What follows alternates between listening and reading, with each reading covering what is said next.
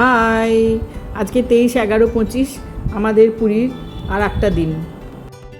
অবশেষে আমরা সূর্য মন্দিরে প্রবেশ করলাম। এইখানে আমরা টিকিট কেটে নিলাম একটু আগে গিয়ে টিকিট কাউন্টার থেকে। টিকিটের দাম পড়লো 40 টাকা। এখানে টিকিট সংক্রান্ত কিছু বিষয় আছে। অপরিচিতদের থেকে টিকিট কিনবে না, প্রবেশের টিকিট দেখাবে, দরকার হলে আধার কার্ডও দেখাতে হতে পারে। টিকিট নিজের কাছে রাখবে, ফেলে দেবে না। বন্ধ হওয়ার 30 মিনিট আগে টিকিট কাউন্টার ক্লোজ হবে। এটা নো ফ্লাইং জোন, কোনো ড্রোন চালানো যাবে না। Plastic free area, no restriction এরিয়াতে যাওয়া যাবে না। ইভেন্টের ফটোগ্রাফিও করা হবে না। No smoking and no drinking alcohol. Pets allow নয়। অনেক কিছু নিয়ম আছে এইখানে ঢোকার জন্য। ঢুকতেই যে নিয়মাবলী লেখা আছে সেটা ভালো করে পড়ে নিলেই হবে। সময় হলো অস্তিত্বের একটি অবিরাম ও ধারাবাহিক অগ্রগতি, যা অতীত থেকে বর্তমান হয়ে ভবিষ্যৎ দিকে প্রবাহিত হয়। ঘটনাগুলোর সংখ্যা ও তাদের মধ্যেকার ব্যবধান মেপে দেয়, তাই আমরা সব জানতে পারি। আজকে বলবো কোণার্ক সূর্য মন্দিরের একটি সুন্দর গল্প। 1520 খ্রিস্টাব্দে পূর্ব গঙ্গা বংশের রাজা নরসিংহ এটি বানান। সূর্য দেবতার রথের নকশার মতন এটি বানানো হয়েছে। 12 জোড়া বিশাল চাকা, 24টি পাখা, 12টি মাস এবং 24 ঘন্টা বোঝায়। আর 7টি ঘোড়া হচ্ছে সপ্তাহের 7টি বার। এটি পুরো সময়ের উপরে নির্ভর করছে এই সুন্দর সূর্য মন্দিরটি। চন্দ্রভাগা নদীর পদ্মতোলা গান নামের জায়গায় এটা তৈরি হয়। যখন প্রধান কারিগর চন্দ্রভাগা নদীর মাঝখানে পাথর বসাচ্ছিলেন, বড় বড় স্রোতে পাথরগুলো বেরিয়ে যাচ্ছিল।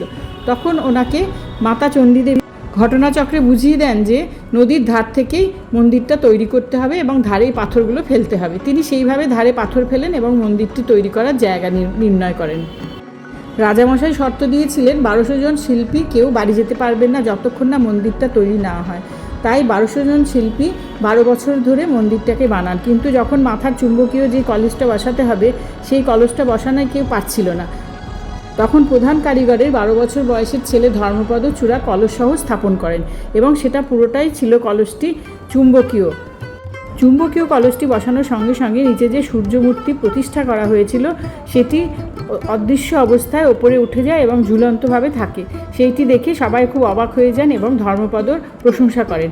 সেই প্রশংসা ধর্মপদ পক্ষে খারাপ হয়ে দাঁড়ায়। কিছু কারিগর তাকে প্রাণে মারার চেষ্টা করেন। তখন সেইগুলো সব দেখে উনি ঠিক করেন যে উনি নিজের জীবন রাখবেন না। সেই জন্যে মন্দিরের তাই তিনি মন্দিরের ওপর থেকে সমুদ্রে ঝাঁপ দিয়ে নিজের প্রাণ বিসর্জন দেন, কিন্তু বাবার সমস্ত কাজটা সম্পন্ন করেন।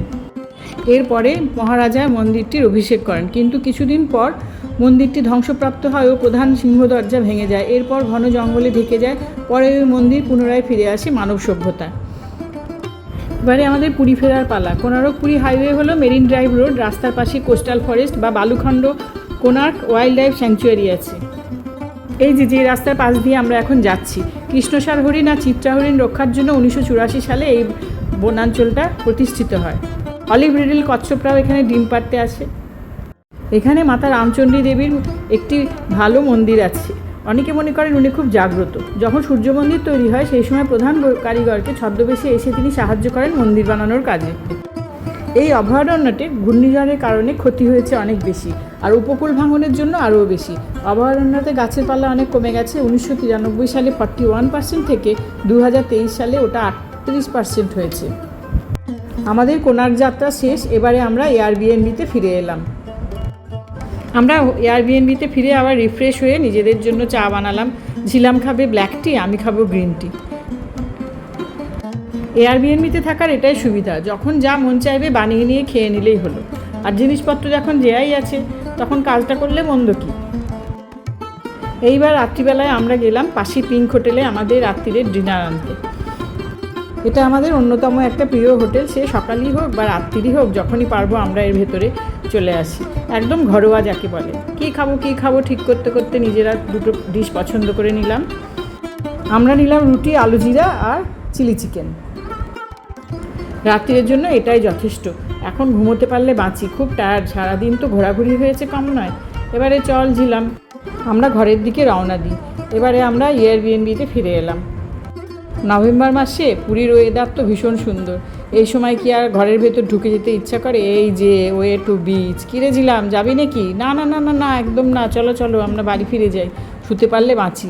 ঝিলামের পেছন অগত্যা আমিও চলে গেলাম ওর সঙ্গে। এই দেখো পিঙ্ক হোটেল, আমাদের প্রিয় হোটেল। রেস্টুরেন্টটা কিন্তু দারুণ। আমরা ঠিক করেছিলাম কোনো হোটেলে থাকবো না, এয়ারবিএনবিতে থাকবো, সেই জন্য আমরা এই হোটেলটায় থাকিনি, তবে এখানকার রেস্টুরেন্টের মজাটা খুব ভালো নিয়েছি। এয়ারবিএনবিতে ফিরে এসে ঝিলাম খেলো রুটি, চিলি চিকেন, আলু জিরা, আর আমি তো বাঙালি বাবা, আমি বার করেছি মুড়ি, আলু জিরা আর চিলি চিকেন। আমি তো যেখানেই যাই মুড়ির সঙ্গে নিয়ে যাই। Good morning, next day 26/11/25। আজকে কিন্তু আমাদের অনেক কাজ। চা দিয়ে গুড মর্নিং শুরু হলো। ঝিলাম খেলো, ব্ল্যাক টি আর একটা স্লাইস কেক। আমরা আগের দিনে হানিবি থেকে এই কেক কয়েকটা কিনে এনেছিলাম। আর আমারও ব্ল্যাক টি আর কিছু বিস্কুট। সকালে উঠে খালি পেটে ব্ল্যাক টি খাওয়াই ভালো। ইতিমধ্যে ঝিলাম চলে গেল ওর ফেভারিট হানিবিজ ক্যাফেতে। ওখানে ও ব্রেকফাস্ট করার জন্য গেল, নিয়েছিল চিকেন স্যালাড আর 1 কাপ কফি। একটি সুন্দর গ্রিনারি বাড়িকে কাফে বানানো হয়েছে।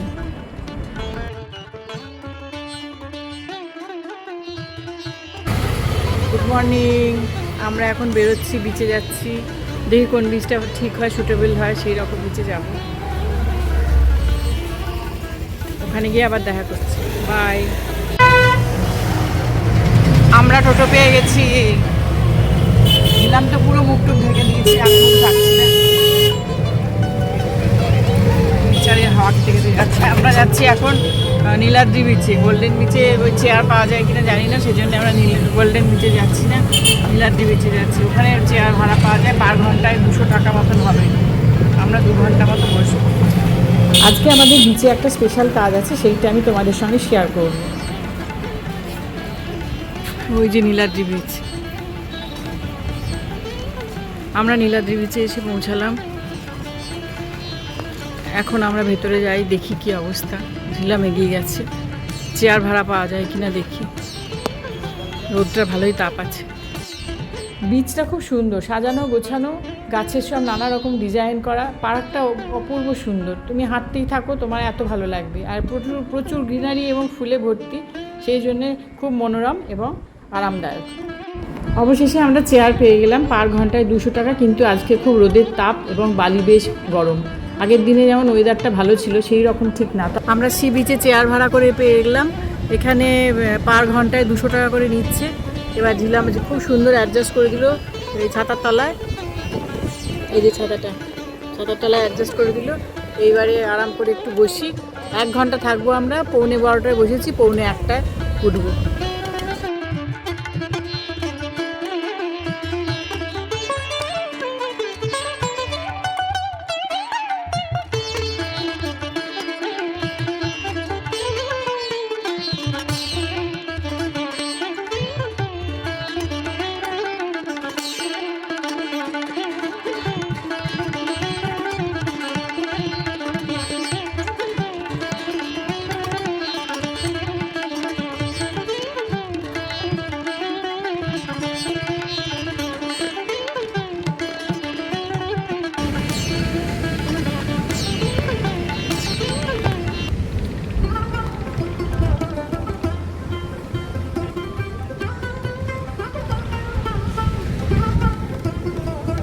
আমাদের 1 ঘন্টা বসা শেষ। 1 ঘন্টায় আমরা 200 টাকা চেয়ার পেয়েছি। 2টো চেয়ার 200 টাকা, 3টে চেয়ারই দিয়েছে ওরা। এবারে আমরা অন্য কাজে চলে যাই।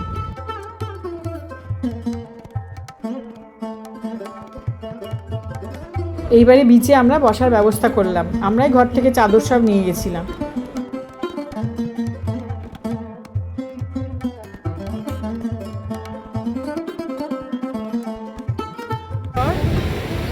এটা হচ্ছে কুম্ভের জল। আমি এখন এটা 2025-এর ফেব্রুয়ারি মাসে প্রয়াগরাজে আমি কুম্ভ মেলা থেকে কিছু জল এনেছিলাম, সঙ্গমের জল। সেই জলটাই আমি আজকে সাগরে মেশালাম। কুম্ভ মেলার পবিত্র সঙ্গমের জল যখন পুরীর সমুদ্রের ঢেউয়ে মিশে গেল, তখন মনে হয়েছিল যেন 2 তীর্থ একে অপরকে আলিঙ্গন করলো। একদিকে গঙ্গা যমুনার আশীর্বাদ, অন্যদিকে মহাসাগরের অসীম শান্তি। সেই মুহূর্তে হৃদয়ের ভিতর এক অদ্ভুত প্রশান্তি, ভক্তি আর মুক্তির অনুভূতি জেগে উঠেছিল। যেন নিজের সব আনন্দ, সংগ্রাম ও প্রার্থনা ঢেউয়ের সাথে ভেসে ঈশ্বরের কাছে পৌঁছে গেল। প্রথম কাজটা সুন্দরভাবে হলো, এবারে আমার দ্বিতীয় কাজ আছে। কুম্ভমেলার সঙ্গমে স্নান করানো শিব ও বিষ্ণুকে আবার পুরীর সমুদ্রে স্নান করানো আমার একটা ইচ্ছা ছিল। তখন অনুভূতিটা এত সুন্দর লাগছিল, যেন গভীর আধ্যাত্মিক মিলনে আমি মিশে গেছি। মনে হচ্ছিল নদীর পবিত্রতা আর সমুদ্রের অসীমতা একসাথে দেবত্বকে ছুঁয়ে যাচ্ছে। সেই মুহূর্তে আমার মনের মধ্যে অদ্ভুত এক শান্তি, অন্যদিকে অদ্ভুত এক আনন্দ জাগলো, যেন মহাদেবের ত্যাগ আর বিষ্ণুর করুণা একই ঢেউয়ের মধ্যে মিশে আশীর্বাদ হয়ে আমার কাছে সব ফিরে আসছে। সবাই যেন ভালো থাকে। আমার মন খুব শান্তিতে ভরে গেল। আর এই সব কিছু সাক্ষী রইল ঝিলাম। ঝিলাম যদি কোনো সুন্দর ও ভালো ঘটনার সাক্ষী থাকে, তার সেই স্মৃতি ভবিষ্যতে তাকে শুধু বেঁচে থাকার সাহসই দেবে না, আরও অনেক কিছু শেখাবে। পৃথিবীতে এখনও ভালোবাসা ও সৌন্দর্য আছে, এই বিশ্বাস করবে। কঠিন সময়েও আশা হারাবে না। নিজের জীবনের অনেক স্বপ্ন দেখবে, মানুষকে বুঝতে শিখবে, ছোট সুখগুলোর মূল্য বুঝবে, আর একদিন হয়তো নিজের জীবনে আরও কিছু ভালো ঘটনা ঘটাবে। তাই এই সব স্মৃতিগুলো অনেক সময় বড় হয়ে মানুষের ভিতরের মধ্যে আলো হয়ে থাকে। যখন দরকার হবে বেঁচে থাকার জন্য, সেই আলোগুলো ওকে রাস্তার পথ দেখাবে। সবসময় তো বাবা মারা থাকে না সঙ্গে, নিজেকে তো একটু কিছু শিখতে হয় এবং বড় হতে হয়। ইতিমধ্যে আকাশে দেখো কি সুন্দর একটা মেঘের খেলা শুরু হলো। কোথা থেকে অনেক মেঘ চলে এলো, আর সূর্য, মধ্য গগনে সূর্য একেবারে সুন্দরভাবে মেঘে ঢেকে গেল। আর আমরা সবাই মিলে একটা কাপড় পেতে নিলাম বিচে বসার জন্য, সেইখানে আমরা কিছুক্ষণ বসবো বলে। এতক্ষণ তো দেখিনি, এইবারই দেখলাম চারপাশে কত রকমের সেলফি তোলার, নানা রকম ছবি তোলার সব এরা এখানে ফিগার রেখে দিয়েছে, যাতে সবাই খুব সুন্দর তুলতে পারে। আমরা কিন্তু প্রত্যেকটার কোনোটা জায়গা আমরা ছাড়িনি, প্রত্যেকটা গেছি এবং প্রত্যেকটা সুন্দর সুন্দর ছবি তুলেছি। এগুলো আমাদের কাছে মহামূল্যবান স্মৃতি। সমুদ্রের ধারে সেলফি আপাতত আমাদের শেষ হলো। এইবারে আমাদের অন্য কাজের পালা। এই বছর পুরীতে বেড়াতে এসে আমরা খুব ভালো দুটো কাজ করেছি, এবং সেই কাজ দুটো আমার অত্যন্ত ব্যক্তিগত ছিল, আর ঝিলাম আমাকে হেল্প করেছে, সেজন্য ঝিলামকে অনেক ধন্যবাদ। 500 মিটারের মধ্যেই ছিল ওটিডিসি পুরী।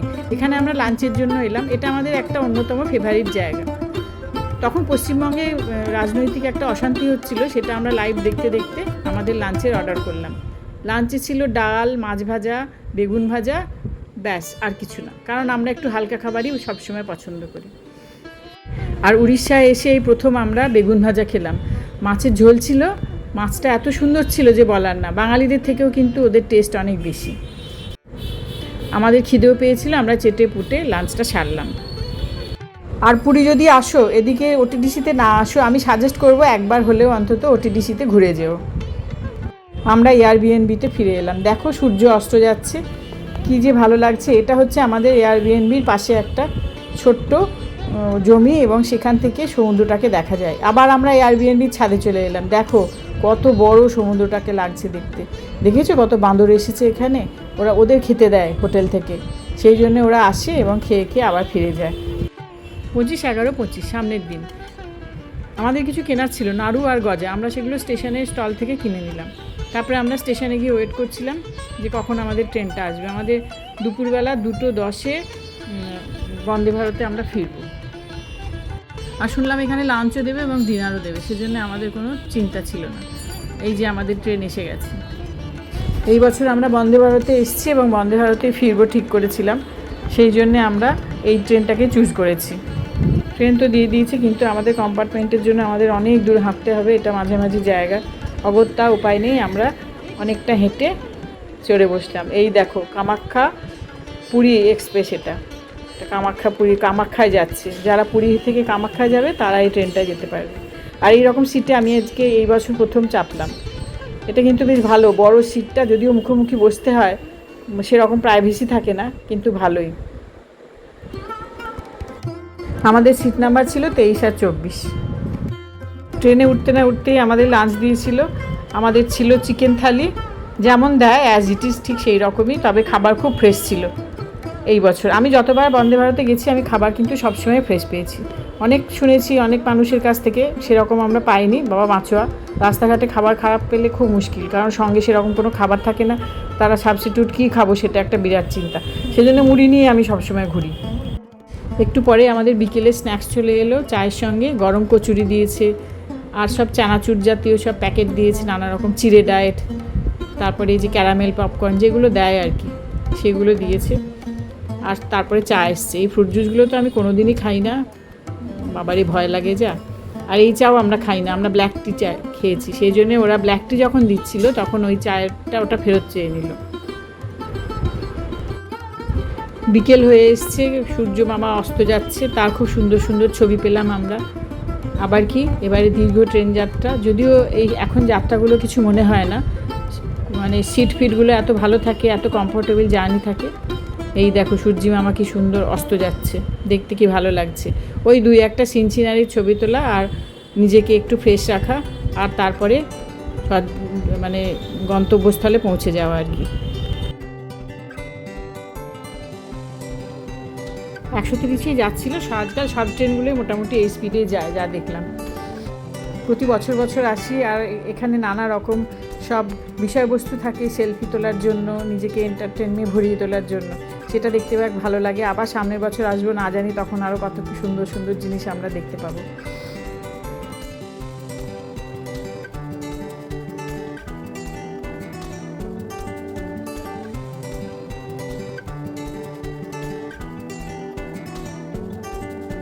সাড়ে 7টা বাজতে না বাজতেই আমাদের ডিনার দিয়ে দিল। খাবার খুব ভালো ছিল, যার জন্য আমাদের কোনো অসুবিধা হয়নি। পনিরের তরকারি দিয়েছিল ডিনারে, আর গরম ছিল একদম খাবারগুলো, খুবই টেস্টফুল ভালো খাবার। Thank you Indian railway. আর আমার ভাগ্য ভালো যে আমি পরিষ্কার সুন্দর খাবার পেয়েছি। এইবারে আমাদের নামার পালা, সবাই মিলে ব্যাগ ট্যাগ রেডি করে আমরা নামার জন্য প্রস্তুত হলাম। এই দেখো সেই পুরনো হাওড়া স্টেশন, হাওড়াতে ফিরে এলাম আমরা। আমাদের এবারে উবের নিতে হবে নিউ টাউন যাওয়ার জন্য। অনেক রাত হয়ে গেছিলো, কিন্তু সেরকম কোনো অসুবিধা হয়নি, সব সুন্দরভাবে আমাদের জিনিসটা মিটে গেল। আর এই দেখো হাওড়া স্টেশন থেকে আমরা হাওড়া ব্রিজের ওপর দিয়ে যাচ্ছি। এখন হাওড়া ব্রিজটা মোটামুটি ফাঁকাই আছে। আমরা বাড়ির দিকে রওনা দিলাম।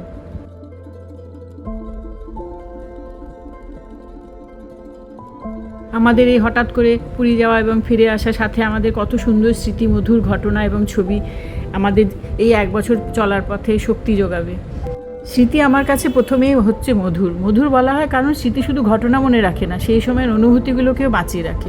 একটা ছোট্ট মুহূর্ত, আমাদের হাসি, আমাদের প্রিয় জায়গা, আমাদের প্রার্থনা, সমুদ্রের ঢেউ, আবার প্রিয় মানুষের কথা পরে মনে পড়লে আবার কিন্তু সেই অনুভূতিটাই ফিরে আসে।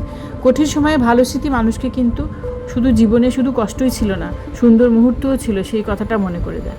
তাই স্মৃতি কী করে, মনকে শান্ত করে, আসা জায়গায় একাকিত্ব কমায়। যদিও একাকিত্ব খুব ভালো জিনিস, খুব যে খারাপ তা নয়, আমি মনে করি নিজের জীবনের মূল্য বুঝতে সাহায্য করে। তাই স্মৃতি যতই পুরনো হয় ততই গভীর হয়, কারণ তখন তার সঙ্গে সময়ের আবেগও জড়িত ছিল। পুরী ও যুগ যুগ ধরে চলে আসা সভ্যতার গল্প কিন্তু থামেই না। সমুদ্রের ঢেউ যেমন বারবার ফিরে আসে, তেমনই পুরীর মন্দির, রথযাত্রা, ভক্তি আর মানুষের বিশ্বাস প্রজন্মের পর প্রজন্ম ধরে বেঁচে থাকে। এখানে প্রতিটি বাতাসে ইতিহাসের গন্ধ, প্রতিটি শঙ্খধ্বনিতে পুরনো সময়ের ডাক, যেন দেবতা, সমুদ্র আর মানুষের মিলনে এক অনন্ত কাহিনী আজও চলেই যাচ্ছে ধারাবাহিকভাবে। আবার দেখা হবে সামনের বছর, সেই জন্য অপেক্ষায় রইলাম। জয় জগন্নাথ, জয় মহাদেব, জয় মা লক্ষ্মী। এখন শেষ করলাম, আবার পরে দেখা হবে। সবটা দেখার জন্য থ্যাংক ইউ, বাই।